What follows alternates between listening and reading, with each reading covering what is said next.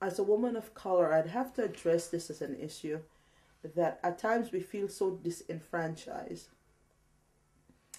and constrained and feel that we can't do all that we want to do or be all that we would like to be. Again, we'd have to make some hard choices with regards to where we live, the career choices that we make, and again, forging ahead and helping to push those barriers back. Because again, when we look at the financial constraints that really impact women that are in abusive situations, it is when I stepped out from Centennial College, because I was sessional, one sessional period to another sessional. And for those that don't understand, a sessional is you're actually on contract for a period of time without any benefits. And then your contract is renewed, and it's renewed, and after a certain amount of time, if you're not offered a full-time position, you would have to leave the institution for 2 years, and then you can come back.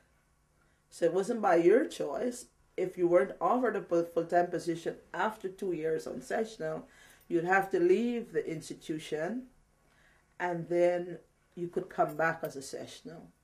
Now, for me, I felt that was very limiting, because with a graduate degree, my expectation is that I would have a full-time position. I was qualified, I was able and capable, and my students and clients obviously thought that I was, because of the letters that were sent and which I received.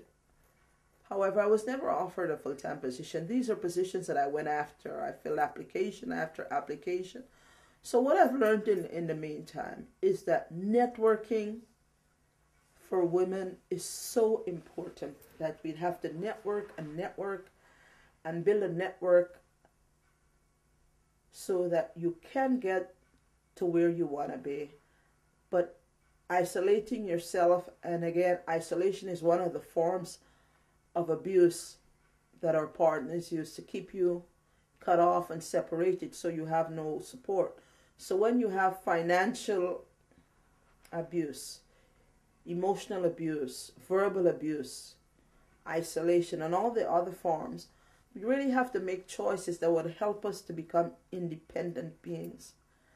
And I think without that financial piece being addressed by the workers within the agencies and women that fail to take this into consideration, we have a problem.